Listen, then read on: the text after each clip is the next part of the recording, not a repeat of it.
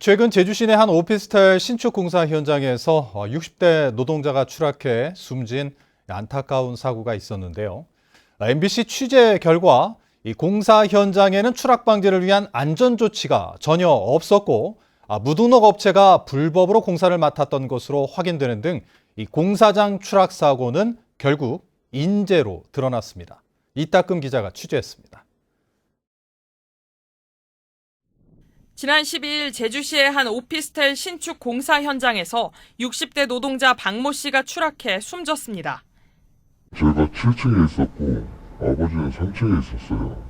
근데 아버지가 떨어지는 걸 보고 급하게 이제 소리 지르고. 추락 사고가 났던 현장에 다시 찾아가 봤습니다.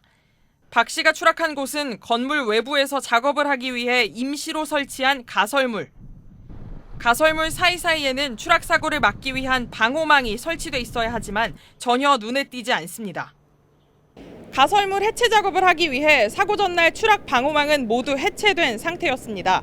대신 사고 지점이 2m 이상이었기 때문에 노동자는 안전대를 하고 있어야 하지만 안전대도 착용하지 않은 것으로 드러났습니다.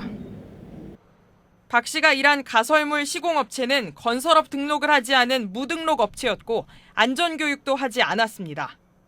2시간 특별 안전교육을 안 받았기 때문에 이 사람한테 같으면 자기는 물을 수밖에 없다고 하면서 2시간 안전교육, 특별 안전교육. 저는 그렇게 지금까지 일해본 적 한 번도 없거든요. 복잡한 하도급 구조도 문제였습니다. 건설산업기본법에 따르면 한 번만 하청을 줄 수 있지만 오피스텔을 시공한 종합건설사가 철근 콘크리트 업체에 하청을 준 뒤 이 업체가 또다시 가설물 시공업체에 불법으로 재하청을 준 겁니다.